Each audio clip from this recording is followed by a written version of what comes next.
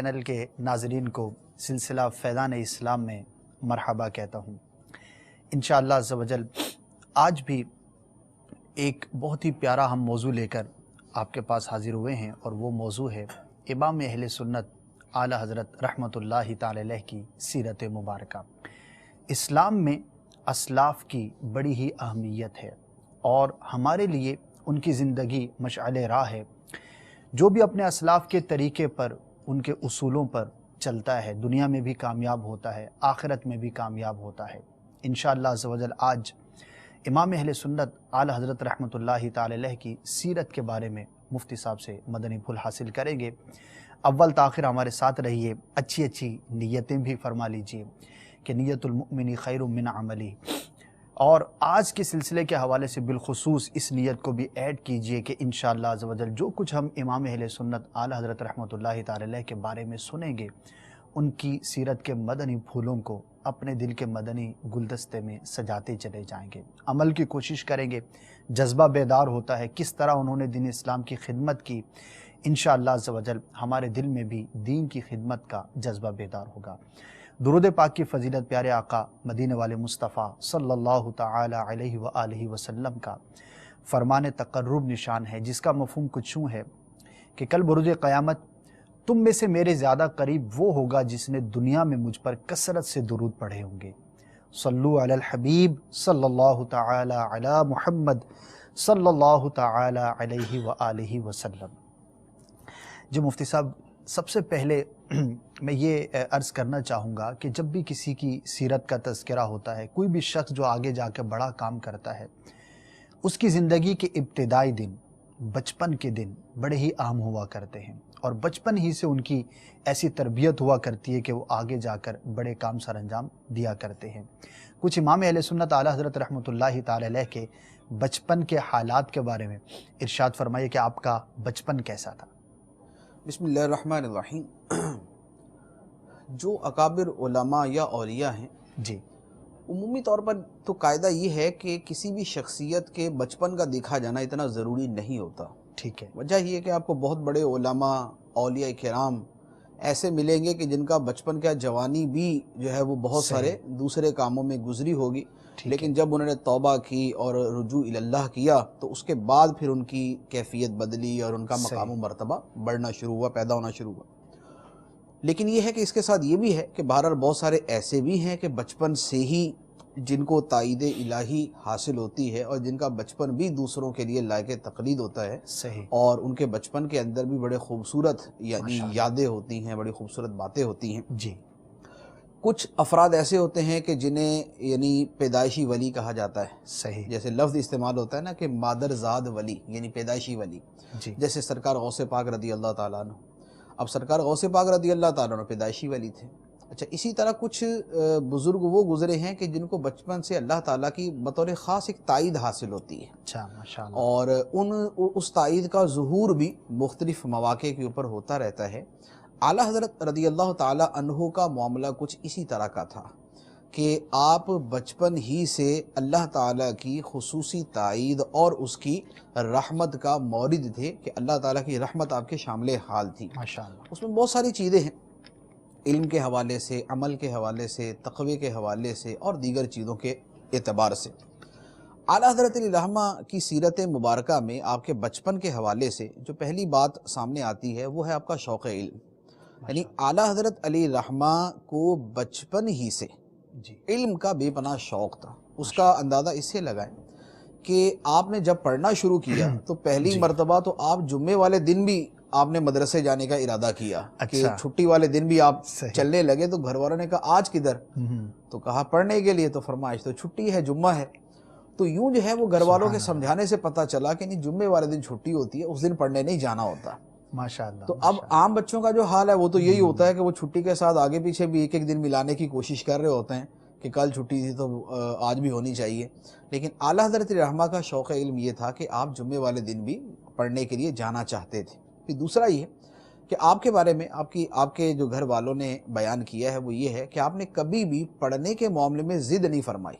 یعنی بچے عام طور پر جس طرح کرتے ہیں کہ آج مجھے نہیں پڑھنا، آج چھٹی کرنی ہے، آج میرے ساتھ یہ ہو گیا، آج میرے پیٹ میں درد ہو رہا ہے۔ اعلیٰ حضرت علیہ رحمہ کی عادت مبارکہ یہ تھی کہ خود پڑھنا ہی آپ کا شوق تھا، سبحان اللہ سبحان اللہ. اور پڑھنا ہی آپ کے لیے جو ہے نا وہ کھیل کا لطف دیتا تھا. تو اس لیے آپ نے کبھی بھی مدرسے جانے میں، سبق یاد کرنے میں، سبق پڑھنے کے لیے بیٹھنے کے اندر آپ نے کبھی بھی ضد نہیں فرمائی. اب اس کے ساتھ پھر اللہ تعالیٰ کی تائید آپ کے ساتھ ایسی شامل حال تھی کہ ایک تو آپ کا اپنا شوق تھا، دوسری اللہ تعالیٰ کی جو تائید تھی وہ ایسی تھی کہ اس میں ایک واقعہ ہے کہ ایک مرتبہ آپ کے جو قاری صاحب تھے انہوں نے کچھ پڑھانے کا ارادہ کیا، قرآن پاک کا کوئی لفظ پڑھا رہے تھے تو وہ جیسے زبر پڑھ رہے تھے، اعلیٰ حضرت زیر پڑھ رہے تھے. اب وہ بار بار زبر پڑھاتے رہے، زیر پڑھتے رہے، تو اس پر جو ہے وہ آپ کے جو دادا جان وہاں تھے انہوں نے قرآن پاک منگوا کے دیکھا تو درست وہ تھا جو اعلیٰ حضرت پڑھ رہے تھے. سبحان اللہ سبحان تو اللہ. اب پوچھا کہ آپ ویسے کیوں نہیں پڑھ رہے تھے جیسے آپ کے جو ہے وہ قاری صاحب آپ کو پڑھا رہے تھے؟ فرمایا میں ادا کرنا چاہتا تھا لیکن زبان سے نکلتا نہیں تھا. واہ کیا بات. یعنی غلط پڑھنا بھی جو ہے وہ اللہ تعالیٰ کی طرف سے ایسا ہوا کہ اللہ تعالیٰ نے آپ کی زبان پر اس کو جاری نہ فرمایا. صحیح. تو یہ ایک قسم کی بچپن سے اللہ تعالیٰ کی تائید تھی جو آپ کے ساتھ تھی. سبحان پھر اللہ. اس کے ساتھ یہ ہے کہ اللہ تعالیٰ نے جو آپ کو محنت کا جذبہ اور جو آپ کو ذہانت عطا فرمائی جی اس کو آپ یوں دیکھیں کہ آپ نے 4 سال کی عمر میں ناظرہ قرآن پاک مکمل فرما لی. سبحان اللہ. اب 4 سال کی عمر میں ناظرہ مکمل کیا اور پھر 6 سال کی عمر میں آپ کی سیرت میں ہے کہ آپ نے سرکار دو عالم صلی اللہ علیہ وآلہ وسلم کے میلاد مبارک پر 2 گھنٹے آپ نے تقریر فرمائی. 2 گھنٹے 2 گھنٹے کا بیان کرنا 6 سال کے بچے کے لیے یہ آج کے زمانے میں بھی تقریباً ایسا لگے گا کہ جیسے انہونی سی بات ہے، اور آپ نے اس عمر کے اندر بھی یہ کارنامہ سر انجام دیا. پھر اس کے ساتھ اللہ تعالیٰ نے ذہانت آپ کو ایسی دی تھی کہ ذہانت کا ایک بہت بڑا شعبہ باریک باتوں کو سمجھنا ہوتا ہے کہ باریک سے باریک باتیں آدمی سمجھ جائے، ان کا مفہوم، ان کی شرح کرنے پر قادر ہو، ان کو بسط کے ساتھ بیان کر سکے. تو ایک اصول فقہ کی کتاب ہے مسلم الثبوت، یہ ہمارے مدارس کے اندر کسی زمانے میں پڑھائی جاتی تھی اور ابھی بھی کئی جگہ پر تخصص فی الفقہ کے اندر اس کو داخل کیا ہوا ہے. یہ کتاب بڑی پیچیدہ ہے، یہ بڑی مشکل کتاب ہے، اور آپ اس کتاب کو پڑھ رہے تھے 10 سال کی عمر میں. 10 سال کی عمر میں ہمارے یہاں جو 20 سال کی عمر میں پڑھ رہا ہوتا ہے نا اس کے لیے سمجھنا ہی مشکل ہوتا ہے. اعلیٰ حضرت علیہ رحمہ 10 سال کی عمر میں وہ کتاب پڑھ رہے تھے اور آپ کو پڑھاتے تھے آپ کے والد ماجد. صحیح. آپ کے والد ماجد نے اس کی ایک عبارت کے اوپر کوئی سوال قائم کیا اور اس کا جواب دیا. اعلیٰ حضرت علیہ رحمہ نے جب اس کو پڑھا تو آپ نے اس کو لے کر اس عبارت کا ایک ایسا مفہوم بیان کیا کہ جس عبارت کے اوپر نہ تو وہ سوال قائم ہوتا تھا اور نہ اس کے جواب دینے کی حاجت تھی. اللہ اللہ. آپ کے والد ماجد نے جب وہ عبارت دیکھی، آپ کی لکھی ہوئی عبارت دیکھی، تو خوشی سے آپ کو سینے سے لگا لیا. سبحان اللہ سبحان. اور فرمایا کہ بیٹا تم مجھ سے پڑھتے نہیں بلکہ مجھے پڑھاتے ہو. اللہ اللہ. یعنی 10 سال کی عمر میں اس مشکل کتاب کی مشکل عبارت کو اتنے اچھے انداز میں ڈیفائن کیا کہ آپ کے والد ماجد اس کے اوپر دنگ رہ گئے اور آپ کو سینے سے لگا لیا. اللہ اللہ. تو یہ وہ ذہانت تھی جو اعلیٰ حضرت علیہ رحمہ کو بچپن سے عطا ہوئی. پھر اسی ذہانت کا یہ ظہور تھا کہ 14.25 سال کی عمر میں، یعنی 14.25 سال کی عمر میں آپ تمام علوم متداولہ، یعنی جو درس نظامی کے اندر پڑھائے جاتے ہیں ان تمام علوم سے آپ نے فراغت حاصل کر لی اور آپ باقاعدہ فارغ التحصیل عالم دین بن چکے تھے اور اس پر آپ نے پہلا فتویٰ بھی جاری فرما دیا. صرف 14.25 سال کی عمر میں فتویٰ دینا شروع کر دینا یہ کوئی معمولی بات نہیں ہے. جو فتوے کے شعبے سے وابستہ ہے ان کو پتہ ہے کہ فتویٰ دینا کتنا بڑا کام ہے اور اس کی استعداد اور اس کی صلاحیت کتنی عمر میں جا کے پیدا ہوتی ہے. تو آپ علیہ رحمہ نے اس عمر مبارک میں ہی آپ نے فتویٰ تحریر فرمایا. تو یہ آپ کی ذہانت کی دلی. اچھا پھر اس کے ساتھ اور یہ سارے بچپن ہی کے وہ سارے معاملات. اب اگرچہ یہ بچپن تو نہیں ہے، یعنی ظاہری اعتبار سے شرعی احکام کے اعتبار سے تو بالغ ہو چکے تھے، لیکن اب ہمارا عرف ہے جی کہ 12-13 سال تک کی عمر تک جو ہے وہ بچہ ہی شمار کیا جاتا ہے. 8ویں میں ہوتا ہے اگر فی زمانہ ہم تعلیمی معیار کو دیکھیں تو اب اسی عمر میں شمار کیا جاتا ہے. لیکن آپ اس عمر کے اندر ایک منجھے ہوئے عالم دین بن چکے تھے. اچھا پھر بچپن ہی سے جو عمل کے اعتبار سے آپ کی کیفیت تھی وہ بھی بڑی خوبصورت تھی کہ عمل کے اعتبار سے بھی جو آپ کو آپ کی فیملی کی طرف سے تربیت ملی اور جو آپ بچپن ہی سے عمل کے جذبے سے سرشار تھے. آپ کے بارے میں لکھا ہے کہ جب سے شعور کی عمر آپ نے سنبھالی، یعنی جب سے بچہ سمجھنا شروع کرتا ہے کہ نماز ہے، یہ جماعت ہے، یہ مسجد ہے، آپ نے اس کے بعد سے کبھی بھی بغیر جماعت کے نماز ادا نہیں فرمائی. ہمیشہ جماعت کے ساتھ نماز پڑھتے تھے اور اپنے شوق کے ساتھ جو ہے وہ مسجد جو ہے وہ حاضر ہوا کرتے تھے. تو بچپن ہی سے یعنی نگاہوں کی حفاظت، نماز کی پابندی، جماعت کا شوق، تقوی طہارت کا شوق اور رمضان کے روزے رکھنا شروع کر دینا، تو گویا یوں کہہ لیں کہ شوق علم ہو، محنت ہو، ذہانت ہو، حافظہ ہو، عمل ہو، تقوی ہو، خوف خدا ہو، دین کی طرف رجوع ہو، دین کے احکام پہ عمل کرنے کا جذبہ ہو، یہ تمام کی تمام چیزیں اعلیٰ حضرت علیہ الرحمہ کے بچپن کے اندر ہی ہمیں نظر آتی ہیں۔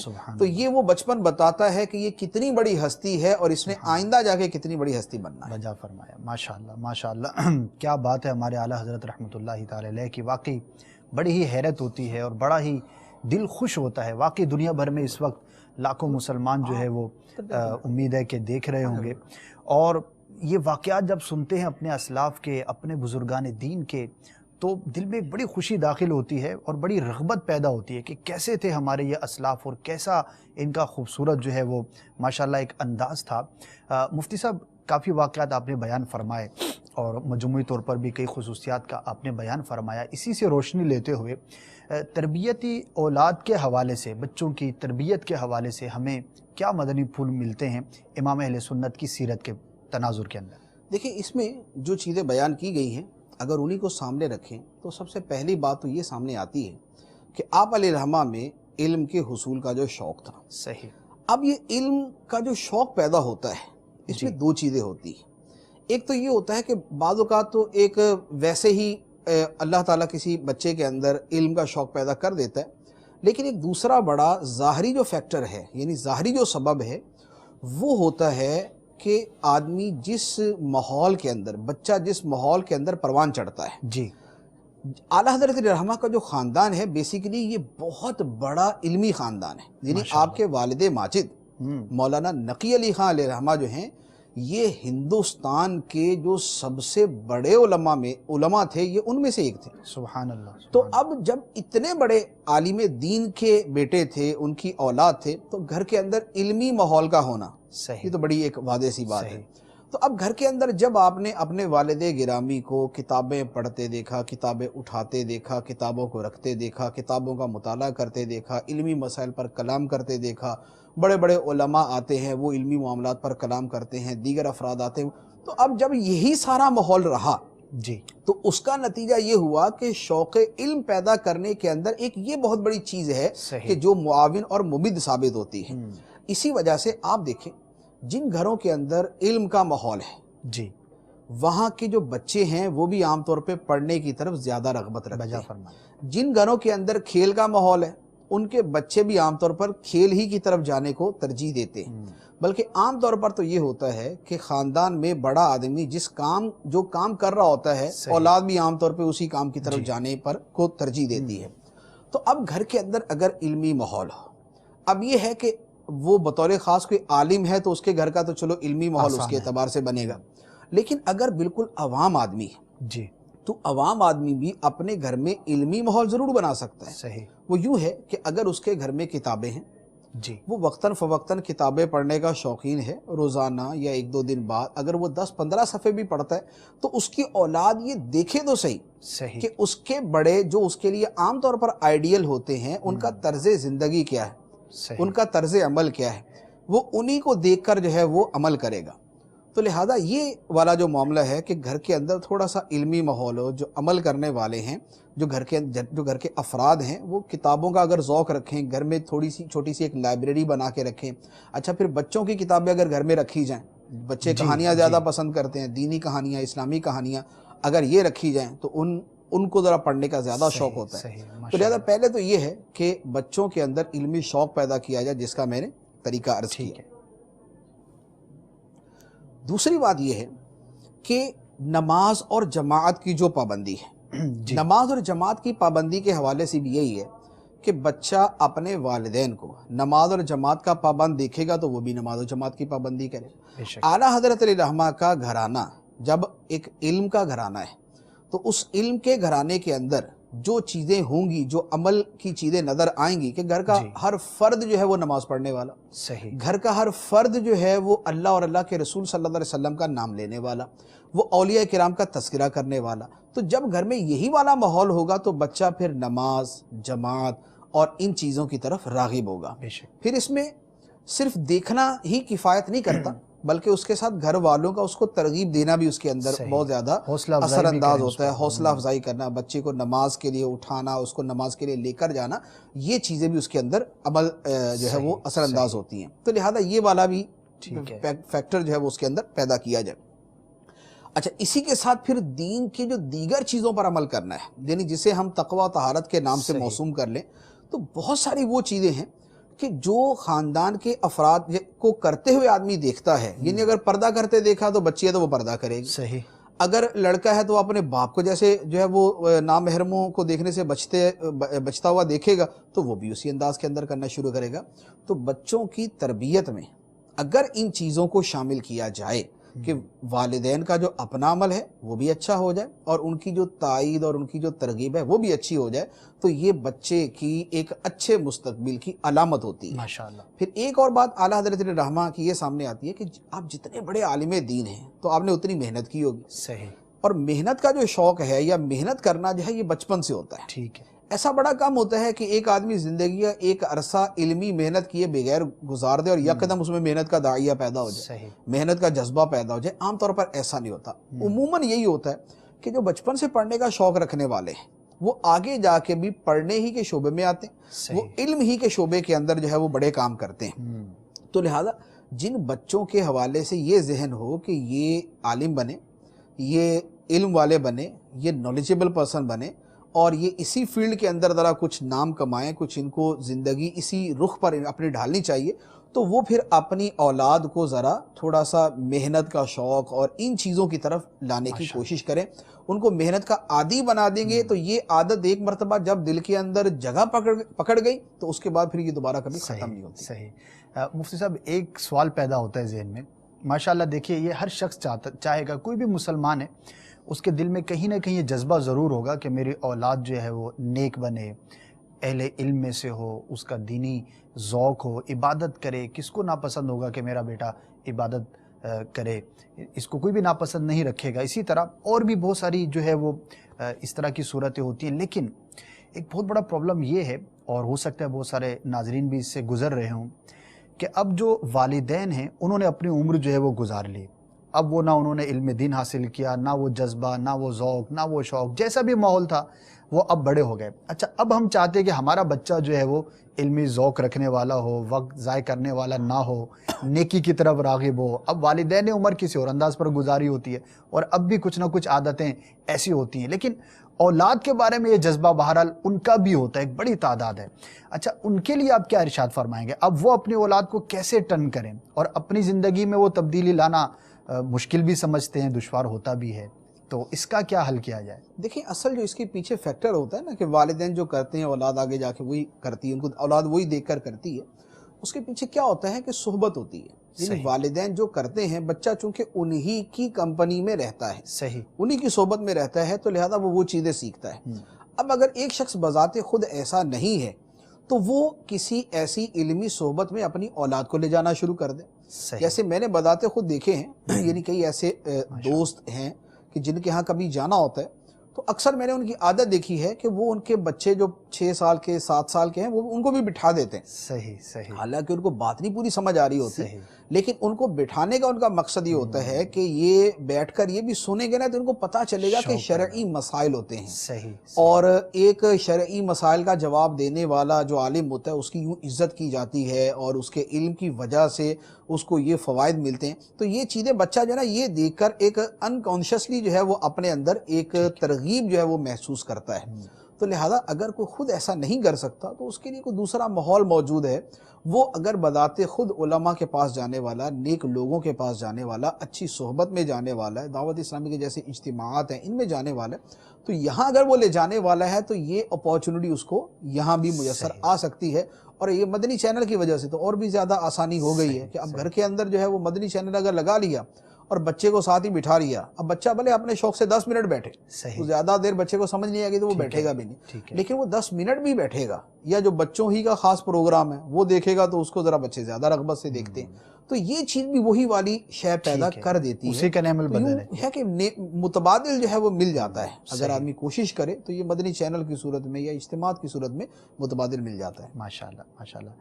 جی ناظرین, ہمیں بھی نیک بننا ہے، اپنی بھی اصلاح کی کوشش کرنی ہے، بچوں کو بھی نیک بنانا ہے۔ بچوں کو کہانیاں پڑھنے کا بڑا شوق ہوتا ہے اور دلچسپی ہوتی ہے، خاص طور پر جو اسکول گوئنگ جو بچے ہوتے ہیں تو بڑا ان کو شوق ہوتا ہے، بڑا ایک کریز ہوتا ہے کہ ہم کچھ نہ کچھ دلچسپ پڑھیں۔ تو اسی جذبے کے تحت امیر اہل سنت نے بھی کچھ رسائل جو ہے وہ تحریر فرمائے ہیں۔ اگر MCR میں اس کے ٹائٹلز موجود ہوں تو دکھا دیں، نور والا چہرہ، اسی طرح ایک دو اور بھی رسالے ہیں وہ دکھا دیے جائیں، اور یہ مکتبۃ المدینہ سے آپ حاصل کر سکتے ہیں۔ بچوں کے لیے لکھے گئے ہیں، آسان کر کے، اور دلچسپ اس کے اندر حکایات ہیں جن کو بیان کیا گیا ہے۔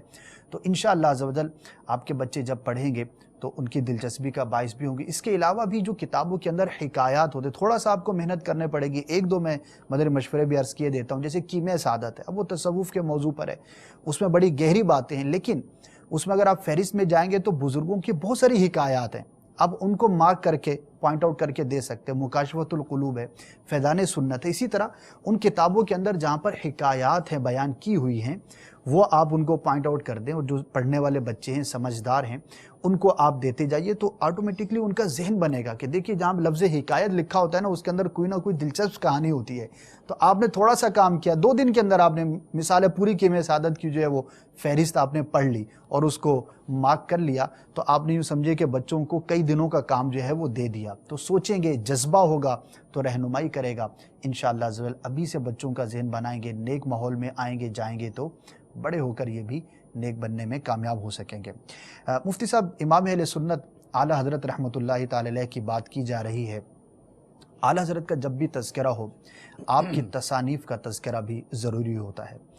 1000 کم و بیش آپ نے تصانیف لکھی، 1000 کا جو ہندسہ ہے شاید بولنا آسان ہے، لیکن اگر غور کیا جائے تو اتنی کثیر تصانیف، وہ بھی مختلف علوم پر، اور وہ بھی یہ نہیں کہ آرڈنری سی، بڑی مہارت کے ساتھ اور بڑی گہری بحثوں کے ساتھ جو آپ نے تحریر فرمائی، یہ جو آپ کی سیرت کا پہلو ہے یہ کیسے پاسبل ہوا اور اس کے بارے میں آپ کیا ارشاد فرماتے ہیں؟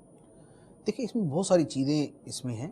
اعلیٰ حضرت رحمہ کی جو تصانیف ہے، یعنی 1000 تصانیف آپ نے فرمائی، اور وہ تصانیف بھی عام کتابوں کی طرح نہیں ہے۔ یعنی جس نے ان کتابوں کو پڑھا ہے تو اسے معلوم ہے کہ اگر وہ 20-25 صفحے کی بھی کتاب ہے تو شاید وہ دوسروں کی 500-600 صفحات کے برابر ہوتی ہے۔ صحیح، جتنے اس میں حوالے، جتنے اس میں علوم کا استعمال، جتنے اس میں اصولوں کو استعمال کیا جاتا ہے، جتنی اس میں باریکیاں ہوتی ہیں، جتنی اس کے اندر اعلیٰ درجے کی فقاہت پائی جاتی ہے، اور مختلف علوم کے اندر مہارت اور تبحر علمی نظر آتی ہے، وہ اعلیٰ حضرت رحمہ کی کتابوں کے اندر بڑی واضح طور پر نظر آتی ہے۔ اب اس میں یہ کہ اعلیٰ حضرت رحمہ نے اتنی ساری کتابیں کیسے لکھ لی؟ جی، اس میں وہ چیزیں، کچھ چیزیں تو وہ ہیں کہ جو یعنی جسے کہا جائے کہ اللہ تعالیٰ کی خاص عطا ہے، ٹھیک ہے، تو وہ وہی ہے کہ یختص برحمتہ من یشاء، اللہ تعالیٰ اپنی رحمت کے ساتھ جس کو چاہتا ہے خاص فرما لیتا ہے، اور ذالک فضل اللہ یؤتیہ من یشاء، یہ اللہ کا فضل ہے، اللہ تعالیٰ جیسے چاہے عطا فرما لیتا ہے۔ صحیح، لیکن کچھ چیزیں وہ بھی ہیں کہ جن کا تعلق ظاہری اسباب کے ساتھ ہے۔ اب جو ظاہری اسباب کے ساتھ چیزیں ہیں، اگر ان کے لیے آدمی کوشش کرے، ان کے لیے کوشش کرے تو اللہ تعالیٰ کی پھر جو تائید والی چیزیں ہیں وہ بھی بندے کو مل جاتی ہیں۔ ماشاءاللہ، سب سے بڑی چیز جو ہے اعلیٰ حضرت رحمہ کی کثرت تصانیف کی، کہ آپ نے اتنی کتابیں تصنیف فرمائی، اس میں سب سے بڑی چیز اللہ تعالیٰ کی تائید ہے۔ صحیح، اور حدیث مبارک ہے بڑی واضح طور پہ، من یرد اللہ بہ خیرا یفقہہ فی الدین، اللہ تعالیٰ جس کے ساتھ بھلائی کا ارادہ فرماتا ہے اسے دین میں فقیہ بنا دیتا ہے، سبحان اللہ، یعنی دین کی سمجھ اسے عطا فرما دیتا ہے۔ اعلیٰ حضرت رحمہ نہ صرف کہ ایک فقیہ تھے بلکہ سید الفقہاء تھے۔ سبحان اللہ، اولین و آخرین کے اندر ان کی نظیر ملنا بڑی مشکل ہے، یعنی متقدمین کے اندر ایسے فقہاء نظر آتے ہیں لیکن بعد والوں کے اندر بڑا مشکل ہے کہ اتنا صاحب علم فقیہ نظر آئے۔ اللہ، تو اللہ تعالیٰ نے دین کی سمجھ عطا فرمائی، اس کا مطلب کہ اللہ تعالیٰ نے آپ کے ساتھ خیر کا ارادہ فرمایا۔ اب جس کے ساتھ اللہ تعالیٰ خیر کا ارادہ فرماتا ہے تو خیر کے اسباب بھی اس کو مہیا فرما دیتا ہے۔ دوسری بات اعلیٰ حضرت علیہ رحمہ کا جو حافظہ تھا، جی، اب یہ وہ شے ہے کہ جو اللہ تعالیٰ کی عطا سے ہے، بے شک، کیونکہ ایسا حافظہ جو ہے یہ سننے کو ملتا نہیں کہ کسی کا اتنا حافظہ ہو۔ اب وہ کتنا تھا اس کے لیے ایک دو واقعات میں عرض کرتا ہوں۔ جیسے اعلیٰ حضرت علیہ رحمہ کا قرآن پاک حفظ کرنے کا واقعہ ہے کہ آپ نے 1 مہینے کے اندر قرآن حفظ کر لی۔ اللہ اللہ، 1 مہینے میں قرآن حفظ کرنا جو ہے یہ تو حفاظ سے پوچھا جائے، صحیح، جو بیچارے دہرا کے خود دہرے ہو جاتے ہیں، اور اس پر بھی پریشان ہوتے ہیں کہ 16 لائنیں یاد نہیں ہوئی. صحیح. یعنی جو حفاظ کا حال ہوتا ہے. اچھا پھر اس کے بعد اعلیٰ حضرت علی رحمہ نے جو ایک مہینے میں قرآن پاک حفظ کیا تو وہ بھی یوں نہیں ہے کہ آپ اس کو 12 گھنٹے دن میں پڑھتے رہیں. اس کا واقعہ بھی صرف اتنا ہے کہ عشاء کے وضو سے لے کر جماعت تک کا جو وقت بنتا ہے وہ تقریباً آدھا گھنٹہ شاید میکسیمم بنتا ہو. وہ آدھے گھنٹے کے اندر قرآن پاک کو آپ نے جو ہے وہ دہرایا اور عشاء کی نماز کے اندر آپ نے اس قرآن پاک کو بڑی آسانی سے سن لیا. جہاں جو ہے وہ لقمے کی حاجت پڑی وہاں پر لقمہ بھی دے دیا. تو گویا آدھے گھنٹے میں ایک پارہ یاد کرنا ہے قرآن پاک کا, اور جس میں متشابہات بھی ہے. یعنی متشابہات سے مراد کہ ملتی جلتی آیتیں, کہ ایک آیت میں وہ لفظ آگے ہے دوسری میں پیچھے ہے. یہ حفاظ اس کو بہتر سمجھتے ہیں. اب ایک مہینے میں روزانہ صرف آدھا پونا گھنٹہ جو ہے وہ دہرائی کر کے پورا قرآن پاک حفظ کر لینا, یہ حافظے کی یعنی یوں کہہ لیں کہ انتہا ہے. بے شک یہ اس کی معراج ہے حافظے کی کہ اتنی آسانی کے ساتھ جو ہے وہ کوئی قرآن پاک کو حفظ کر لے. اچھا دوسری بات, یہ تو قرآن پاک کا معاملہ. قرآن پاک تو چونکہ عام طور پہ جو ہے وہ یعنی تلاوت کے اندر تو آتا ہی رہتا ہے نا, تو اس میں تو چلو یوں تائید مان لیتے ہیں کہ بھی اگر قرآن پاک حفظ کر لیا تو کثرت سے تلاوت بھی پہلے ہوتی تھی اور آیات فتاوا کے اندر بھی لکھی جاتی تھی, کتابوں میں بھی لکھی جاتی تھی, تو وہ تو روٹین میں ویسے بھی یاد ہوتی. اب ذرا زیادہ توجہ دے دی تو وہ یاد بھی ہو گیا, تو وہاں پر تو تھوڑی سی یہ چیزیں ساتھ مل جاتی ہیں. اگرچہ یہ بھی جو ہے وہ ایک کہنے کی بات ہے, ورنہ اس کو بھی یہ کہا نہیں جا سکتا کہ بغیر اعلیٰ درجے کے حافظے کے یہ والا کام ہو سکے. دوسری بات کہ قرآن پاک سے ہٹ کر بھی آپ کا جو حافظہ تھا اس کی بھی مثال نہیں ملتی. جیسے ایک واقعہ آپ کا بڑا مشہور ہے کہ آپ ایک جگہ تشریف لے گئے سورت شہر میں, تو وہاں محدث سورتی مولانا وسیع احمد سورتی رحمۃ اللہ علیہ کے کہاں قیام تھا. تو جس دن آپ نے واپس آنا تھا اس سے ایک رات پہلے جو ہے ان کے کتب خانے کے اندر ایک فقہ کی کتاب ہے العقود الدریہ فی فتاوی تنقیح الحامدیہ. یہ 2 جلدوں میں کتاب ہے اور اتنی موٹی 2 جلدیں. صحیح. یہ بڑی پیچیدہ کتاب. اعلیٰ حضرت علی رحمہ نے وہ کتاب ان سے فرمایا کہ یوں کریں کہ یہ کتاب مجھے دے دیں, صبح میں نے جانا ہے, تو یہ میں کتاب بریلی شریف جا کر مطالعہ کر کے آپ کو میں وہاں جا کے مطالعہ کر لوں گا. تو ان کے ذہن میں آیا کہ انہوں نے کہا کہ حضور واپس بھجوا دیجیے گا. صحیح. یعنی مطالعہ کر لیجیے نا تو واپس بھجوا دیجیے. آپ نے فرمایا ٹھیک. اب اگلے دن جو آپ نے جانا تھا تو وہ کسی وجہ سے ڈیلے ہو گیا. اب ڈیلے ہوا تو آپ نے جب سفر کا وہ جانے کا ارادہ کیا تو کتاب اٹھا کے واپس دی تھی. تو وہ پریشان ہو گئے کہ شاید میں نے کہا تھا کہ واپس بھی بھیج دیجیے گا, تو آپ نے ابھی سے واپس کر دی کہ یہ لو بھائی پہلے ہی واپسی مانگ رہے ہو. اب وہ پریشان ہوئے تو عرض کیا کہ حضور وہ میں نے تو ایسے ہی کہہ دیا تھا. فرمایا نہیں وہ اصل میں یہ ہوا کہ جانا تھا تو جا نہیں سکے, تو پھر رات مجھے ٹائم مل گیا تو میں نے رات کے اندر یہ کتاب پڑھ لی. یہ 2 جلدیں رات کے اندر میں نے پڑھ لی. تو عرض کی حضور اس سے کیا ہوگا, ایک رات میں اگر آدمی پڑھے تو شاید فہرست ہی پڑھ سکتا ہے اس کی. تو آپ نے کتاب کیسے پڑھ لی؟ فرمایا کہ الحمدللہ جو اس میں مسائل بیان کیے وہ تو ساری زندگی کے لیے حفظ ہو گئے. ساری زندگی کے لیے حفظ ہو گئے. اور جو اس کی عبارتیں ہیں اگر وہ نقل کرنے کی حاجت ہوئی تو کچھ عرصے تک تو عبارتیں بھی عین ہی نقل کر دوں گا. یعنی لفظ بلفظ عبارتیں کئی مہینے تک میں نقل کر سکتا ہوں. سبحان اللہ. تو اب 2 جلدوں میں عربی کتاب ہو اور اس کو ایک رات کے اندر پڑھا جائے اور اس کے مسائل پوری زندگی کے لیے یاد ہو جائیں, اور اس میں لکھے ہوئی عبارتیں جو ہیں وہ بھی ایک عرصے تک کے لیے حافظے پر نقش ہو جائیں, تو اب آپ اس حافظے کو دیکھیں کہ یہ حافظہ کیا ہے. اچھا پھر اس سے بھی آگے آپ دیکھیے کہ آپ کے پاس جن حضرات نے فتویٰ سیکھا, علم حاصل کیا, جو آپ کی بارگاہ میں رہنے والے تھے, ان کا کہنا یہ ہے کہ اعلیٰ حضرت رحمہ کا معاملہ یہ تھا کہ ہم جب جا کر, جیسے ہمیں کسی بات کا حوالہ نہیں مل رہا. صحیح. اب حوالہ نہیں مل رہا تو ہم نے جا کے کہا کہ حضور جیسے فلاں مسئلہ ہے اس کا حوالہ نہیں مل رہا, تو اعلیٰ حضرت فرماتے اس طرح کرو, بحر الرائق جلد نمبر 5 اور اس کا فلاں صفحہ نکالو گے تو اوپر سے جو 10 لائنیں نا وہ چھوڑ کے نیچے یہ مسئلہ موجود ہے. سبحان اللہ. سبحان اللہ. یعنی فقہ حنفی کا جو ذخیرہ ہے پورے کا پورا, اور جو یعنی یوں کہہ لے کہ شاید 1200 سال کا بنتا ہے, وہ اعلیٰ حضرت رحمہ کو اس کی عبارتیں یوں یاد ہیں کہ آپ ان عبارتوں کو باقاعدہ صفحہ اور سطر سمیت بتا دیتے تھے, اور یہ آپ کا جو ہے وہ حافظہ ہے. اور یہ پوری زندگی آپ کا یہی معاملہ رہا. یعنی پوری زندگی آپ کا طریقہ کار یہ تھا کہ ایسا نہیں ہوا کہ آپ نے کبھی جو ہے وہ کسی حوالے کے لیے آپ نے یہ کہا کہ یار کبھی پڑھا تھا لیکن اب یاد نہیں آ رہا کہاں پر. صحیح. جس نے پوچھا, اگر 10 علماء نے 100 جگہ کے حوالے پوچھے تو آپ ان کو وہ بھی حوالے بتا دیتے تھے اور اس سے ملتے جلتے جزئیات اگر کسی اور کتاب کے اندر موجود ہوتے تو وہ بھی 2-4 لکھوا دیا کرتے تھے ساتھ.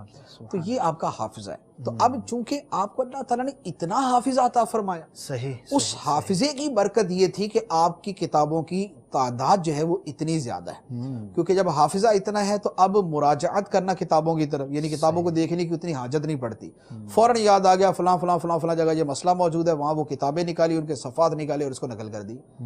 تو حافظہ جو ہے یہ ایک بہت بڑا معاون فیکٹر تھا اس میں آپ کی کثرت تصانیف کے اندر. تیسری بات آپ کی ذہانت. ذہانت میں یہ تھا کہ آپ کی ذہانت کا یہ عالم تھا کہ یہ حقیقت ہے کہ پچھلی یعنی صدیوں کے اندر کتابوں میں وہ چیزیں نہیں ملتی جو اعلیٰ حضرت علیہ رحمہ کی تصانیف کے اندر ملتی ہیں. آپ یقین کریں کہ آپ کی کتابوں میں ایسی چیزیں ہیں کہ پچھلے اگر 1000 سال کے علماء نے کسی مسئلے کے اوپر 10 دلیلیں بیان کی, اعلیٰ حضرت علیہ رحمہ نے 10 کے بعد فرمایا کہ اب فقیر کو جو اللہ تعالیٰ نے دلائل سجھائے ہیں, جو اللہ تعالیٰ نے دل میں اتارے ہیں, میں وہ بیان کرتا ہوں.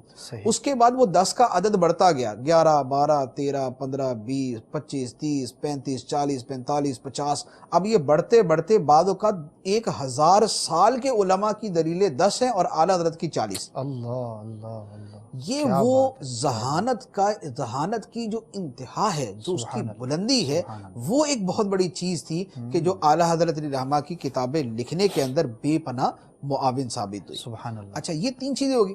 اب اس کے ساتھ چوتھی چیز اعلیٰ حضرت علیہ رحمہ کا جذبہ. جذبہ جو ہے یہ بہت سارے وہ کام کروا دیتا ہے جو بغیر جذبے کے آدمی انہی صلاحیتوں کے ساتھ کر نہیں سکتا. ٹھیک. اعلیٰ حضرت علیہ رحمہ کا جذبہ کیا تھا, خود آپ سے بھی پوچھا گیا کہ حضور آپ کی زندگی کا کام کیا ہے, یعنی آپ کیا سمجھتے ہیں کہ آپ نے زندگی میں کیا, کرنا ہے, کرنا چاہتے ہیں. تو فرمایا کہ جو اصل مقصود ہے وہ تو سرکار دو عالم صلی اللہ تعالی علیہ وآلہ وسلم کی عزت و ناموس کی حفاظت ہے. سبحان اللہ. آپ کی عظمت و شان کو بیان کرنا اور اس پر ہونے والے سوالات کے جوابات دینا اور آپ کی بارگاہ میں گستاخوں کو منہ توڑ جواب دینا, یہ تو میری زندگی کا اصل الاصول ہے. یہ زندگی کی سب سے بنیادی چیز ہے. اور دوسری شے ہے فقہ حنفی کے مطابق مسائل کا جواب دے کے لوگوں کو شرعی رہنمائی جو ہے وہ مہیا کرنا. سبحان اللہ. سبحان اللہ. اب یہ جو 2 جذبے ہیں, جو ایک درد ہے, ایک تو یہ کہ وہ زمانہ ایسا تھا کہ انگریزوں نے اپنے غلام پیدا کر دیے اور توحید اور رسالت کے معاملات کے اندر جو انہوں نے کیا, تو وہ جو سرکار علیہ الصلوۃ والسلام کے ساتھ محبت اور آپ کی عظمت اور آپ کے فضائل کو بیان کرنا, پھیلانا, دفاع کرنا, جواب دینا, جو شدت محبت کی وجہ سے جذبات تھے, ان کی وجہ سے آپ بے پناہ محنت فرماتے تھے, بے پناہ محنت فرماتے تھے. ایک وہ چیز تھی. اور دوسرا لوگوں کی شرعی رہنمائی. کہ ہندوستان کا جو معاملہ تھا وہ ایسا تھا کہ جس کو کہہ لیں کہ جہالت عام, لوگوں کی اکثریت ان پڑھ, دینی اداروں سے دور, کیونکہ انگریزوں کا زمانہ آیا تو وہ انہوں نے مدارس کو جو ہے وہ بالکل یعنی وہ ڈیگریڈ کرنے کے لیے اور اس کو بالکل یعنی ختم ہی کرنے والے جو پلان انہوں نے کیے, اس کی وجہ سے لوگوں میں جہالت بہت, تو غیر مسلموں کے ساتھ تعلقات اٹھنا بیٹھنا, تو یعنی اتنے مسائل. اور آپ کی وہ ہستی تھی کہ پورے ہندوستان کے اندر آپ کے فتاویٰ جاتے تھے. اب یہ اندازہ لگا لیں کہ بریلی شریف کہاں پر ہے, فتاویٰ رضویہ کے اندر یہاں کراچی کے سوالات بھی ہیں, اور یہ کھارا در کے سوالات جو ہے اعلیٰ حضرت کی بارگاہ میں گئے ہوئے, اور کراچی کے کچھ ایریاز ہیں ان کے جواب سوالات گئے ہوئے, حتیٰ کہ اچھا پھر افریقہ, افریقی ممالک سے اعلیٰ حضرت کو سوالات فتاویٰ رضویہ میں موجود ہیں. ایون کہ امریکہ سے سوالات اعلیٰ حضرت کو جو ہے وہ کیے گئے. اسی طرح یہ برما, رنگون اور یہ بنگلہ دیش یعنی بنگال جو کہلاتا تھا, یہ پورے یعنی ہندوستان کیا ہندوستان سے باہر بھی دنیا بھر سے اعلیٰ حضرت علیہ رحمہ کے پاس سوالات آتے تھے. اعلیٰ حضرت فرماتے ہیں کہ الحمدللہ بعض اوقات ایسا ہوتا ہے کہ ایک وقت میں 500 سوالات جمع ہوتے ہیں. ایک وقت میں 500 سوالات جمع ہوتے ہیں, اور اعلیٰ حضرت کی تنہا ذات تھی جو ان سارے کاموں کو سر انجام دے رہی تھی. تو یہ جو کثرت کار اور جو کام کرنے کا جذبہ اور جو زیادہ سے زیادہ مسلمانوں کی خیر خواہی, ان کی دینی الجھنیں دور کرنے کا ثواب حاصل کرنا, اور ان کو ان کے حلال و حرام سمجھانا, اور ان کے گھروں کے اندر ہونے والے معاملات میں ان کی رہنمائی کرنا, اور ان کو رشد و ہدایت فرمانا، یہ وہ جذبہ ہے کہ جو بہت سارے کام کروا دیتا ہے۔ سبحان اللہ، اسی وجہ سے اعلیٰ حضرت علی رحمہ کے اوپر یعنی یہ جس کو کہنا ہے کہ یہ دھن ایسی سوار تھی کہ آپ کی جو نیند کا وقت ہے وہ بھی بمشکل 2.5 گھنٹے تھا۔ 24 گھنٹے میں صرف 2.5 گھنٹے، 2.5 گھنٹے سے 3 گھنٹے آپ آرام فرماتے تھے، اور بقیہ آپ کا تمام تر وقت جو ہے وہ تصنیف، تالیف، فتویٰ نویسی اور تحریر کے اندر گزرتا تھا۔ اللہ تو جب اللہ، تائید الہی حاصل ہو، سبحان اللہ، حافظہ بے پناہ ہو، ذہانت اعلیٰ درجے کی حاصل ہو، جذبہ جو ہے وہ اپنے جو ہے وہ جولانی پر ہو، تو پھر اللہ تعالیٰ کی جو ہے نا، اللہ تعالیٰ کی طرف سے یہ بطور خاص ایک عنایت ہوتی ہے کہ اتنی سارے کتابیں لکھ دیں گے۔ سبحان اچھا، پھر اس کے ساتھ ایک اور چیز، اعلیٰ حضرت علی رحمہ اپنے وقت کی جو قدر فرماتے تھے، کتابیں زیادہ لکھنے کے پیچھے ایک یہ چیز بھی ہے، صحیح، کیونکہ وقت کو صحیح استعمال کیے بغیر کوئی بھی آدمی بڑا کام نہیں کر سکتا۔ پھر وہ یہی ہے کہ انہونی میں کسی سے کچھ ایسا ہو گیا کہ جیسے نیوٹن نے سیب دیکھ کے جناب وہ ایک فارمولہ نکال لیا، تو انہونی میں ہو گیا تو ہو گیا۔ جس کام کو محنت کے ساتھ کرنا ہے وہ کام بغیر وقت کی قدر کیے کبھی بھی نہیں ہو سکتا۔ اس لیے کسی کا مقولہ ہے کہ time management is life management, یعنی جس نے وقت کو صحیح طریقے سے مینج کر لیا، صحیح طریقے سے یعنی اس کو استعمال کر لیا، اس نے اپنی زندگی کو صحیح طریقے سے استعمال کر لیا۔ تو اعلیٰ حضرت علی رحمہ جو اپنے وقت کی قدر فرماتے تھے، اس کا آپ اندازہ اس سے لگائیں کہ آپ کا وہ وقت جو اپنے گھر والوں کے ساتھ گزرتا تھا وہ مغرب کے بعد سے شاید عشاء تک کا وقت، کہ اس وقت میں آپ کھانا اپنے گھر والوں کے ساتھ کھاتے تھے اور عشاء کے بعد دوبارہ اپنی تصنیف اور تحریر کے اندر مشغول۔ اچھا، چونکہ آپ ایک عظیم جو ہے وہ مرشد اور پیر بھی تھے، لہذا مریدین کو وقت دینا، اچھا سائلین جو زبانی پوچھنے ہیں ان کو وقت دینا، پھر چونکہ ایک محلے میں رہتے تھے، مسلمان ویسے ملنے آتے تھے، پھر آپ کے جو ہے وہ رشتہ داریاں بھی تھیں، ان سارے کاموں کے لیے جو آپ کا وقت تھا وہ تھا عصر سے مغرب۔ اچھا، عصر سے مغرب آپ جو ہے وہ اپنے گھر میں جو یعنی وہ تھوڑی سی کیاری تھی وہاں تشریف فرما ہو جاتے۔ اب آپ کے مریدین، معتقدین، متوسلین، محبین یہ حاضر ہوتے، اسی میں وہ ملفوظات سنتے، اسی کے اندر وہ باتیں سن لیتے، اسی میں مسائل پوچھ لیتے، اسی میں اپنے اشکالات کو حل کروا لیتے۔ یہ عصر سے مغرب کا وقت اس کے اندر گزر گیا، مغرب سے عشاء کا اپنے گھر والوں کے ساتھ، اور اس کے بعد پھر اپنی تصنیف شروع، اور پھر اس کے بعد جو اب معمول شروع ہوا تو رات کے جو 2.5-3 گھنٹے کا آرام ہے وہ کیا، اور اس کے بعد پھر دوبارہ وہی مطالعہ، تصنیف، تحریر، فتویٰ نویسی کے اندر مشغولیت، اور یہ آپ کا ٹوٹل وقت تھا جو آپ اپنا یعنی انہی کاموں کے اندر استعمال فرماتے تھے۔ اسی وجہ سے اعلیٰ حضرت رحمہ سفر نہیں کرتے تھے۔ اچھا، سفر نہیں کرتے تھے؟ سفر نہیں، آپ نے ایک جگہ فرمایا کہ سفر سے مجھے اتنی کوفت ہوتی ہے کہ 3 دن پہلے اور 3 دن بعد تک اس کا اثر میرے دماغ پہ رہتا ہے کہ میں سفر میں جانا ہے تو 3 دن پہلے سے اس کی ٹینشن سر پہ سوار کے جانا ہے، آنے کے بعد بھی جو اس کا اثر ہے وہ 3 دن باقی رہتا ہے۔ تو اعلیٰ حضرت رحمہ کے جو اسفار مبارکہ ہیں وہ بہت تھوڑے سے ہیں، یعنی ایک تو حاضری مدینہ 2 مرتبہ جو آپ کو نصیب ہوئی، وہ تو خیر سعادتوں کی سعادت ہے، اور وہ سفر تو اس سفر کی کوفت کا تو سوال ہی نہیں ہے، یعنی وہ تو وہ ہے کہ بینی سہانی صبحوں میں ٹھنڈک جگر کی ہے، کلیاں کھلی دلوں کی ہوا یہ کدھر کی ہے۔ تو یہ جو عام سفر ہے کہ کسی ویسے کسی علاقے میں جانا ہے، وہ آپ کے چند ایک سفر ہیں۔ اب آپ نے خود سفر کیے ہیں تو آپ کو معلوم ہے کہ سفر سے بڑا وقت کا یوں کہہ لیں کہ شاید مصرف کوئی نہیں ہے، وقت کو ختم کر دینے والی چیز کوئی نہیں۔ جو کام آدمی اپنے گھر میں بیٹھ کے 2 گھنٹے میں کرتا ہے، اسی کے لیے سفر کرتا ہے تو 24 گھنٹے اس کے اوپر لگانے پڑ جاتے ہیں۔ تو آپ سفر سے بہت بچتے تھے، ایک۔ دوسرے نمبر پہ آپ بیانات بہت کم کرتے تھے۔ اچھا، یہ بڑا حیرت انگیز ہے مفتی صاحب، ہو سکتا ہے ناظرین کو بھی جھٹکا لگے، اتنا بڑا عالم اور بیان نہ کرتا ہو۔ اب وہ یہ ہے نا کہ بہرحال جو بھی ہے انسان کو اللہ تعالیٰ نے محدود ہی وقت دیا ہے اور محدود ہی اس کو صلاحیتیں دی۔ ایسا نہیں ہوگا نا کہ ایک وقت میں کتاب بھی چلی اور دوسری جگہ بیان بھی چل رہا ہو، یہ بطور کرامت کے تو ہو سکتا ہے، لیکن ایسی کرامتیں ہر جگہ ظاہر نہیں ہوتی۔ تو اعلیٰ حضرت علی رحمہ جو ہے وہ اپنے وقت کی حفاظت، آپ خود فرماتے تھے کہ بیان ہوا ہوا میں بکھر گیا، بیان کیا تو ہوا میں بکھر گیا، سننے والوں کو یاد رہا تو یاد رہا، نہیں یاد رہا تو نکل گیا، ختم۔ لیکن تصنیف تحریر جو ہے یہ ہمیشہ باقی رہتی ہے۔ تو اس لیے آپ علی رحمہ جو ہے وہ بیان سے ذرا اوائڈ فرماتے تھے، بہت کم بیانات کرتے تھے، اس کی وجہ سے بھی آپ کا وقت بہت زیادہ بچتا تھا۔ اچھا، تیسرا وقت ہمارا جیسے ہم جیسوں کا جو یعنی ضائع ہی ہوتا ہے ہمارا، تو وہ کیا، سونے کے اندر ہماری عمومی نیند ہی جو ہے نا وہ 8 گھنٹے صحیح 8 سے لے کر 9-10 گھنٹے تک تو پہنچ جاتی ہے، اس سے نیچے آنا بڑا مشکل ہوتا ہے، کوئی بہت تیر مارے تو 7 گھنٹے تک پہنچ جاتا ہے۔ اب ایک آدمی 8 گھنٹے سوئے اور ایک 3 گھنٹے سوئے تو 5 گھنٹے بچا لیے 3 گھنٹے سونے والے نے۔ اب جس نے 5 گھنٹے بچا لیے وہ 5 گھنٹے استعمال کر دے۔ تو یہ 5 گھنٹے جب زیادہ استعمال ہوں گے تو اگر کسی آدمی کے 60 سال یا 50 سال اگر کسی کی تحریر میں گزریں اور اس کے 5 گھنٹے آپ روزانہ ایڈ کر دیں تو اس کی زندگی میں کتنے سالوں کا اضافہ ہو گیا؟ یعنی جو اس کے تحریری اوقات ہیں اس میں کتنے سالوں کا اضافہ بن جاتا ہے۔ تو ایک تو وقت کی قدر ہے۔ اچھا ایک اور وقت کی صورت، ہمارے وقت جو ہے وہ کیوں یعنی زیادہ جو ہے نا وہ ادھر ادھر ہو جاتے ہیں باتیں کرنے میں۔ ہم باتیں کرنے بیٹھیں گے تو 1 گھنٹہ 2 گھنٹے تو ہمارے لیے کچھ بھی نہیں ہے، ٹھیک ہے، اور یہ ہمارا روزانہ کے معمول ہوتا ہے کہ ہم جو ہے وہ دنیا جہان کی باتیں کریں۔ اعلیٰ حضرت علیہ رحمہ کی جو زبان کی حفاظت کا معاملہ، وہ تو وہاں یوں کہہ لیں کہ اعلیٰ حضرت سے زبان کی بے حفاظتی کا تو تصور بھی نہیں کیا جائے گا کہ جو کسی سے ملیں گے ہی نہیں صحیح تو وہ بات کیا کریں گے کسی سے۔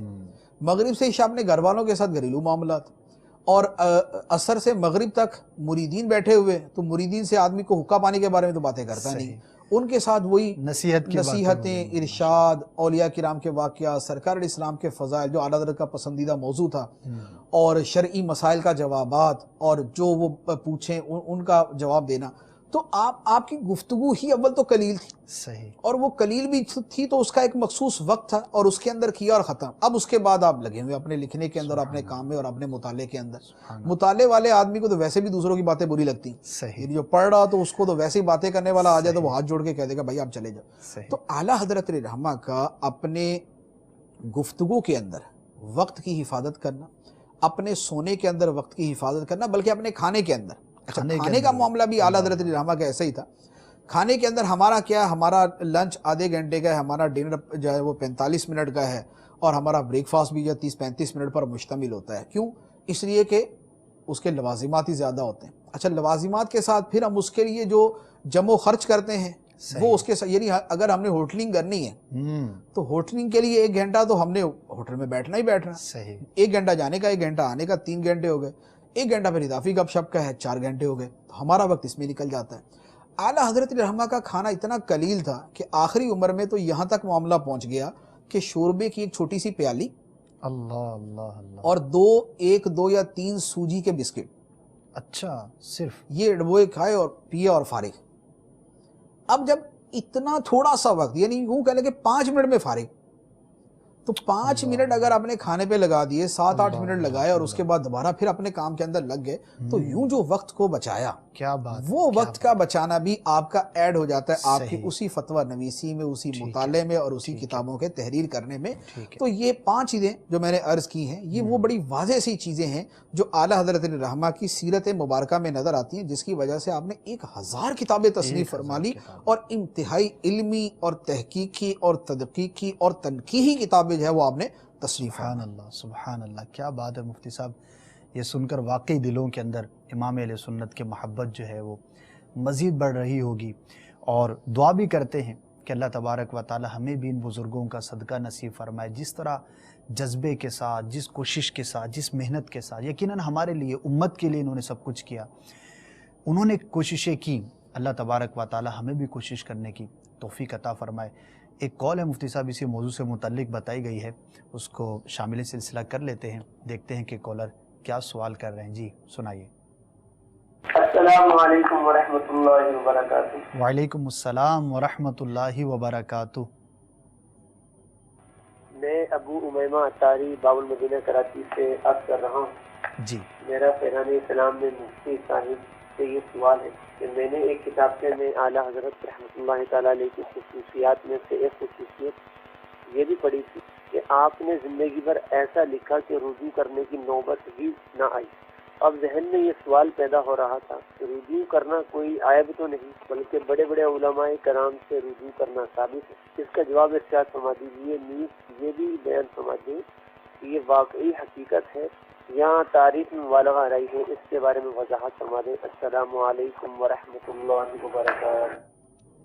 وعلیکم السلام ورحمۃ اللہ وبرکاتہ۔ جی مفتی صاحب، واقعی یہ بیان تو کیا ہی جاتا ہے، کیا فرمائیں گے؟ دیکھیں حدیث مبارک ہے کہ جس کا خلاصہ ہے، یعنی علماء کرام نے جو اس سے مسئلہ استنباط کیا وہ میں عرض کرتا ہوں کہ جب کوئی آدمی اجتہاد کرتا ہے، جی اجتہاد کرنے میں اگر اس سے خطا ہو جی تب بھی اسے ایک ثواب ملتا ہے اچھا کہ اس نے کوشش تو کی، صحیح اور یعنی اہل تھا اور اس نے کوشش کی. اور اگر اہل آدمی نے کوشش کی اور اس نے صحیح مسئلہ بیان کیا تو پھر اسے صحیح. 2 ثواب ملتے ہیں، 2 ثواب ملتے ہیں. ایک اس کی کوشش کرنے کے اور دوسرا صحیح مسئلہ نکال لینے کے. تو لہٰذا غلطی ہو جائے ثواب اس پر بھی ہے، سبحان اللہ، اور نہ ہو ثواب اس پر بھی ہے. کیا شان ہے ان لوگوں کی.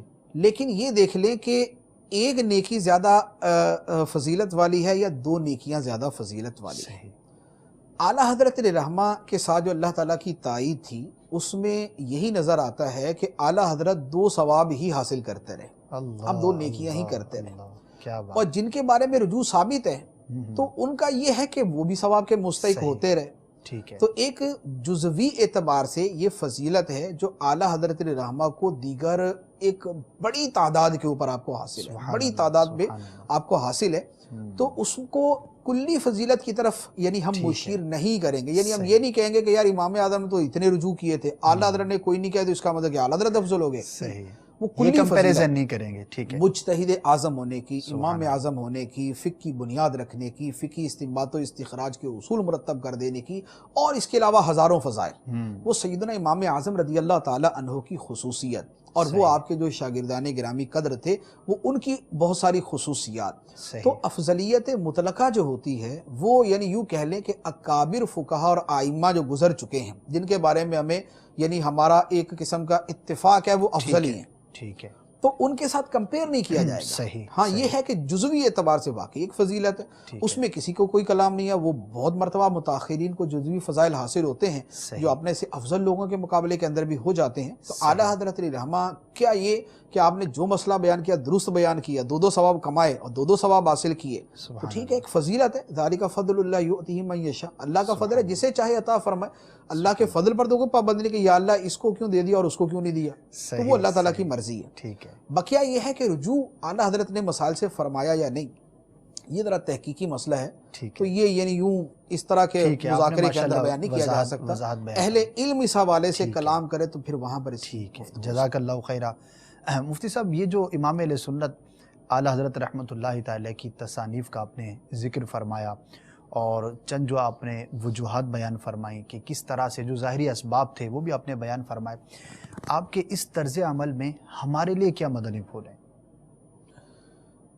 دیکھیں اس میں جو ہے وہ بہت ساری اس میں چیزیں آتی ہیں. جی جیسے مثال کے طور پہ وقت کی قدر کے حوالے سے جو میں نے عرض کیا، جی زندگی میں کامیابی خواہ کسی دنیاوی کام میں حاصل کرنی ہے یا آخرت کے کام دینی کام کے صحیح. اندر، دونوں کے اندر وقت کی قدر ایک بڑا بنیادی فیکٹر ہے. صحیح. ہر آدمی اپنے وقت کو دیکھے کہ وہ کن کاموں میں صرف کرتا ہے ہم. اور اپنے جائز مقصد میں اگر وہ اس کو موو کرتا ہے، اس کو یعنی پھیر دیتا ہے تو وہ کیا طریقہ اختیار کر سکتا ہے. اعلیٰ حضرت رحمہ کی جیسے سفر کے حوالے سے میں نے عرض کیا، آپ کے کھانے پینے کے حوالے سے عرض کیا، آپ کی گفتگو اور ملاقات کے حوالے سے عرض کیا. ہر آدمی اگر اپنا وقت بچا کر کوئی بڑا کام کرنا چاہتا ہے تو یہ جو کھانے کے اوپر 2-2 3-3 گھنٹے لگانا ہے، یہ جو میل ملاقات اور گپ شپ کے اندر وقت صرف کرنا ہے یا بلا وجہ کے سفروں کے اندر اپنا وقت صحیح. استعمال کرنا ہے، وہ ان سے اپنے آپ کو بچائیں. اچھا پھر یہ ہے کہ وقت کے یہ ایک بڑا اصول ہے اس وقت دنیا کے اندر چلتا ہے کہ دا چنکس آف ٹائم آپ اس کو استعمال کریں. چنکس آف ٹائم کیا ہوتے ہیں؟ چنکس کا مطلب ہے ٹکڑے. ٹھیک ہے. وقت کے وہ ٹکڑے جو عام طور پر لوگ ضائع کر دیتے ہیں، ٹھیک ہے، توجہ نہیں کرتے، آدمی اس کو استعمال کریں. جیسے ایک آدمی ڈاکٹر کے پاس گیا ہوا، کلینک میں بیٹھا ہوا، اس کی باری آنی ہے 20 منٹ بعد. صحیح. یہ 20 منٹ چپ کر کے بیٹھا رہے گا، اس کا وقت گیا. لیکن اگر یہ اسی وقت کو استعمال کرنا چاہے، اب اگر یہ کسی ثواب کے کام میں استعمال کرنا چاہتا ہے تو اتنی دیر میں یہ اللہ کا ذکر کر سکتا ہے، صحیح.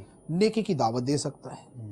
اگر یہ اپنے علم میں اضافے میں استعمال کرنا چاہے تو یہ اتنی دیر مطالعہ کر سکتا ہے. صحیح. اب یہ کوئی کتاب اپنے ساتھ رکھے، جیسے رسائل ہیں، کتابیں ہیں، وہ ان کو استعمال کرے. دنیاوی طور پہ جیسے کوئی امتحان ہے یا کچھ اپنا علم میں اضافہ کرنا چاہتے تو وہ اس کی کتاب اپنے سامنے رکھے. تو یہ جو چنکس آف ٹائم ہے ان کا استعمال کرنا یہ بڑا اہم ہے. صحیح. دنیا کے اندر آپ یقین کیجئے کہ اس کی ایک پوری کی پوری یوں کہہ لیں کہ یہ ایک تھیوری ایک نئی دریافت بن گئی ہے, ہے, پوری ٹاپک بن گیا اس کے اوپر پورا ٹاپک ہے. اب اس کا نتیجہ کیا ہوا جب اس کے اوپر کام کیا گیا؟ دنیا میں نے بڑے بڑے پی ایچ ڈی ہولڈر اور ایم فل کرنے والے اور بڑی بڑی ڈگریاں حاصل کرنے والے لوگوں کی جو میں نے اس کی سیرت اور ان کی بایوگرافی پڑھی. صحیح. ان کی بایوگرافی کے اندر یہ ہے کہ بھائی ان کا جہاں پر کام تھا وہ 1 گھنٹے کی مسافت تھی, جیسے یورپین کنٹریز کے اندر 1 گھنٹے کی ڈسٹینس کے اوپر ہے. اب وہ 1 گھنٹہ بس کے اندر آپ بیٹھے ہوئے, آپ باہر دیکھ رہے ہیں, ادھر دیکھ رہے ہیں, ادھر دیکھ رہے ہیں, اپنا وقت ضائع کر رہے ہیں. اس کی جگہ وہ آڈیو بکس استعمال کرتے ہیں. ٹھیک ہے. آڈیو بکس ان کی اس میں آئی پیڈ میں, ان کے موبائل میں موجود ہے, اور کان میں لگایا آپ 1 گھنٹہ سنتے رہے. یہ 1 گھنٹہ وہ ایک کورس کی کتاب جو ہے نا وہ دہرائی کیے جا رہے ہیں اور اس کو یاد کیے جا رہے ہیں, اور سال کے آخر میں اسی کے ایگزام دے کے اس کی ڈگری حاصل کریں. سبحان اللہ, کیا بات. وقت کی قدر یہ دنیا کے اندر کامیابی کا اصول ہے. اب جس نے دین کا کام کرنا ہے وہ بھی اسی کو استعمال کرے, جس نے علم دین کا کام کرنا ہے وہ بھی یہ استعمال کرے, جس نے تبلیغ دین کا کام کرنا ہے وہ بھی یہ استعمال کرے, جس نے اپنی دنیاوی کامیابی کے لیے کچھ کرنا ہے اعلیٰ حضرت رحمہ کی سیرت مبارکہ کے اس پہلو کو اڈاپٹ کر کے وہ ہزاروں جگہ پر کامیابی حاصل کر سکتا ہے. ہمارے طلبہ کے حوالے سے اگر ہم کلام کریں, جیسے طلبہ مسجد میں آگے نماز پڑھنے کے لیے, اب جماعت کے اندر اگر 5 منٹ موجود ہیں, باقی ہیں 5 منٹ باقی ہیں, تو ان 5 منٹ کے اندر وہ اپنی کتاب اپنے ساتھ رکھیں, کوئی رسالہ اپنے ساتھ رکھیں, نکالا اس کو پڑھنا شروع کر دیے. سبحان اللہ. بہت سارے طلبہ اس طرح کرتے بھی ہیں. میں نے پہلے بھی ایک جگہ یہ بیان کیا تھا, تو طلبہ اس کے اوپر عمل بھی کرتے. میں بتاتے خود کرتا رہا ہوں, بسوں کے اندر سفر, یہ گلستان جوہر سے دارالفتہ, تو وراثت کی کتاب جو ہے وہ یاد کر کے اس کو دہرائی کرتے رہتے تھے. سبحان اللہ. اس کو یاد کیا. تو یوں آدمی اگر اپنے وقت کو استعمال کرنا چاہے تو اعلیٰ حضرت علیہ رحمہ کی سیرت مبارکہ کی روشنی میں وہ اپنے ذرا اوقات کا استعمال دیکھ لے. اپنی گفتگو, اپنا کھانا, اپنا سونا, اپنا ملنا جلنا, اپنا سفر یا دیگر مصروفیات, ان کو ایک مرتبہ ریموو کر دیں آپ یقین کیجئے کہ یکدم آپ کی زندگی میں 5 گھنٹے کا اضافہ ہو جائے. سبحان اللہ, بجا کیونکہ فرمایا. اکثر و بیشتر ہمارے ہاں وقت کا ضیاع تو یوں کہہ لیں کہ کوئی چیز ہی نہیں. صحیح, توجہ نہیں ہوتی کہ یہ بھی وقت کوئی ضائع کام کرنے میں دنیا میں number 1 T V, number 2 net, number 3 mobile. اب آپ زندگی سے اس کو نکال دیں, آپ غلط ٹی وی ٹوٹل نکال دیں, درست کو بھی اپنے دیگر کاموں کے ساتھ کمپیئر کر کے استعمال کریں. ٹھیک ہے. نیٹ کی اگر ضرورت نہیں ہے تو اس کو تو اصلاً ختم کر دے زندگی سے. موبائل اپنی صرف ضرورت کے لیے استعمال کریں. آپ دیکھیں آپ کی زندگی میں 5 گھنٹے کا اضافہ ہو جائے گا, سکون بھی بڑھ جائے گا, سکون بھی بڑھ جائے گا, انتشار دینی بھی ختم ہو جائے گا. صحیح. تو یوں اعلیٰ حضرت رحمہ کی سیرت مبارکہ کا یہ جو پہلو ہے وقت کی قدر کرنا, اس کو استعمال کیا. سبحان اللہ. نمبر 2, اب وقت ہی کی قدر کرنی ہے چلیں, تو وقت کی قدر کر کے اس کو قدر والے کاموں میں استعمال کیا جائے. صحیح. یعنی یہ نہیں ہے کہ آپ وہ وقت بچا لیا اور اس سے محض دنیا ہی اپنے سامنے رکھی جائے. صحیح. ایسا نہ ہو. اس وقت کی قدر کرتے ہوئے اب اس وقت کو اللہ تعالیٰ کی رضا کے کاموں میں استعمال کریں. اعلیٰ حضرت رحمہ کی پوری زندگی کے اندر جو چیز نظر آتی ہے وہ رضا الہی یوں کہہ لیں کہ جیسے آنکھوں کے سامنے نا یوں لکھی ہوئی ہے. سبحان اللہ, محور ہی وہی ہے, اللہ کی رضا, اللہ کی رضا, اللہ کی رضا. اپنی زندگی کے ہر کام کے اندر رضا الہی اپنی آنکھوں کے سامنے لکھ کر رکھ لے. یعنی یوں کہے کہ مثال کے طور پہ کہ میرے سامنے آئی پیڈ رکھا ہوا, میری نظر پڑے نا تو مجھے اس پہ پہلے لکھا ہوا نظر آئے اللہ کی رضا, اس کے بعد مجھے آئی پیڈ نظر آئے. اس کا نتیجہ یہ ہوگا کہ اب میرا یہ استعمال جو ہے نا وہ اللہ تعالیٰ کی رضا کے کاموں میں ہوگا. میری کوئی کتاب کھلے, میں اگر کسی کو دیکھوں, میں اگر کہیں جاتا ہوں, میں اگر سفر کرنے کا پلان کروں, تو سفر سے پہلے سفر کے اوپر جو ہے نا زیادہ اس سے موٹے حروف میں لکھا ہوا اللہ کی رضا. صحیح. یہ اگر ہماری زندگی کے اندر یہ چیز داخل ہو جائے تو اعلیٰ حضرت رحمہ کی سیرت مبارکہ کا یہ ایک پہلو ہماری پوری زندگی کو بدل کے رکھے گا. نمبر 3, اعلیٰ حضرت رحمہ کی جب ذات مبارکہ سامنے آتی ہے, ہمیں وہاں پر کیا نظر آتا ہے؟ خدمت دین, تبلیغ دین, تصنیف کتب, فتاوی نویسی, علم دین, عشق رسول صلی اللہ علیہ وسلم, محبت اولیاء, عقیدت اولیاء, نشر فضائل اولیاء, ہمیں یہ سارے کا سارا وہ نظر آتا ہے. صحیح. مسلمان کی حقیقی زندگی تو ہے ہی ہے, کیا بات, کہ اس کی زندگی جو ہے وہ یعنی سرکار دو عالم صلی اللہ علیہ وآلہ وسلم کی محبت, علم دین اور خدمت دین میں گزرے. مسلمان وہ ہے کہ جس کے دل میں عشق و محبت ہے. مسلمان وہ ہے جس کے دل میں رضا الہی کے حاصل کرنے کا جذبہ ہے.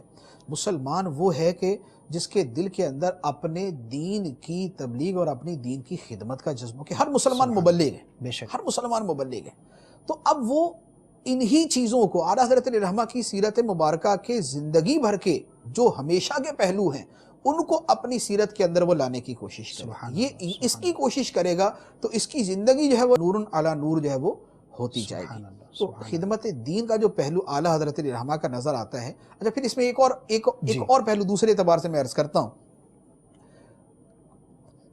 پرفیکشن جو ہے کہ جو کام کیا جائے وہ پورا ہی کیا جائے، پرفیکٹ کیا جائے، پراپر کیا جائے، جیسا ہونا چاہیے ویسا کیا جائے.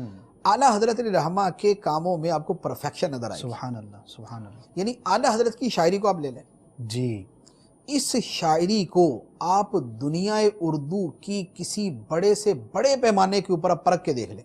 صحیح صحیح. اتنی ایکوریٹ، سبحان اللہ، اتنی پراپر، اتنی خوبصورت، اتنی بلند و بالا، اتنی بامعنی، اتنے اعلیٰ قسم کے مفاہیم پر مشتمل شاعری آپ کو میں کہتا ہوں شاید نہ ملے، شاید نہ ملے.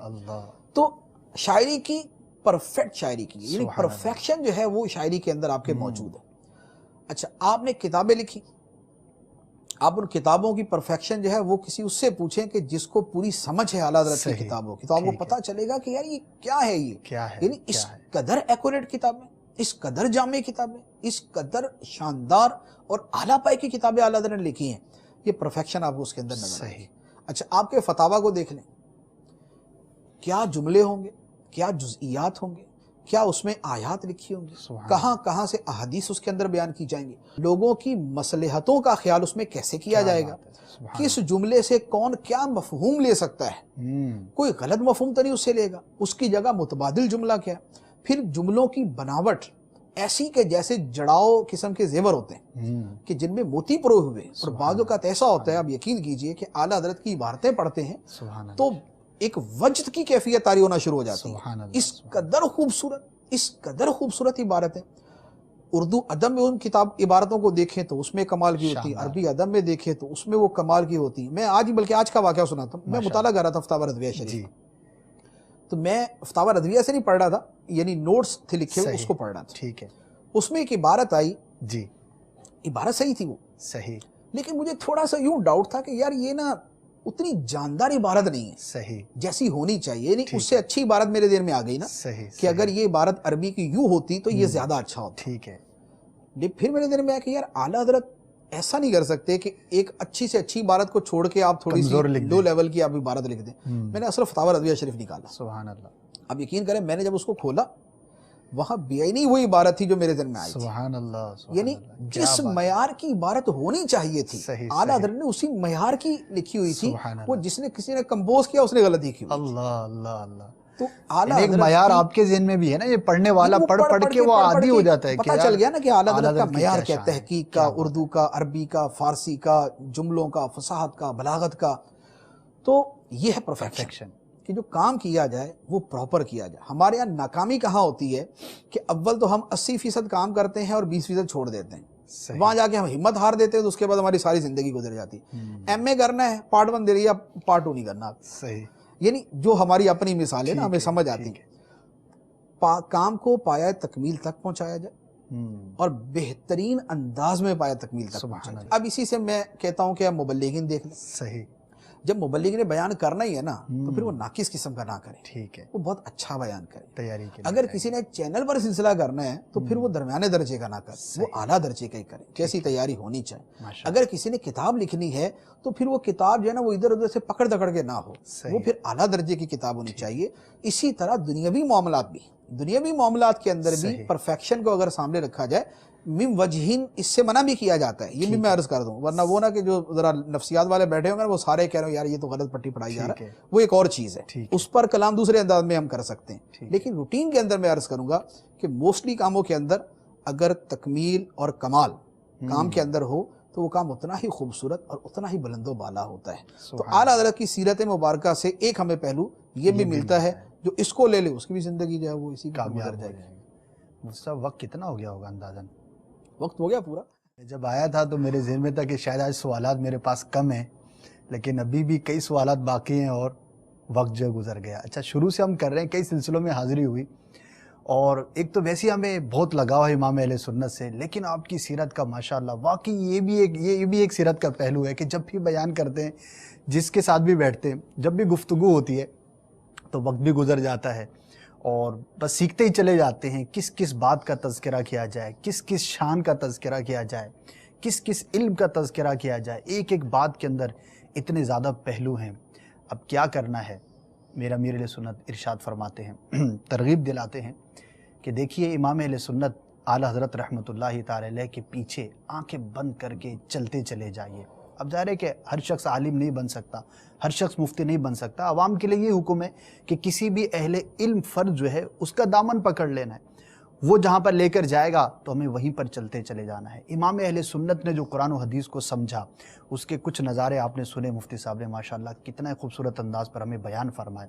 اب عوام کے لیے اس میں کیا درس ہے, ہمیں کیا کرنا ہے؟ تو امیر سنت نے جو ہمیں مدنی پھول ارشاد فرمائے, اور خود امیر اہل سنت کی ذات میں جو اس چیز کا آپ نے بھی غلبہ دیکھا ہو, جب بھی ترجمہ قرآن بیان کرنا ہے تو کنز الایمان کا نام لینا ہے, جہاں بن پڑے امیر اہل سنت تذکرہ اعلیٰ حضرت فرماتے ہی فرماتے ہیں. تو یہ ہمارے لیے باعث ترغیب ہے کہ فی زمانہ بہت سارے لوگ جو ہے وہ بہت ساری باتیں کرتے ہیں. ہمارے لیے آسانی کی راہ, کامیابی کی راہ, امام اہل سنت کے دامن کو تھام لیجئے.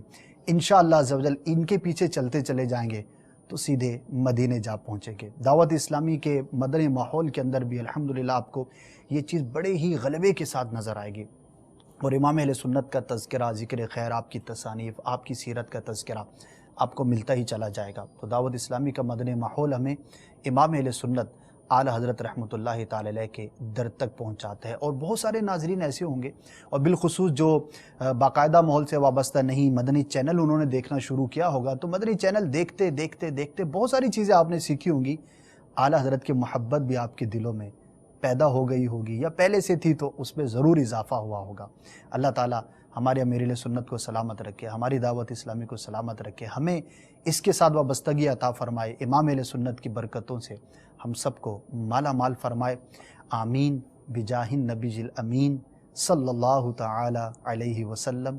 صلو علی الحبیب. کھلی اسلام کی آنکھیں ہوا سارا جہاں روشن, کھلی اسلام کی آنکھیں ہوا سارا جہاں روشن.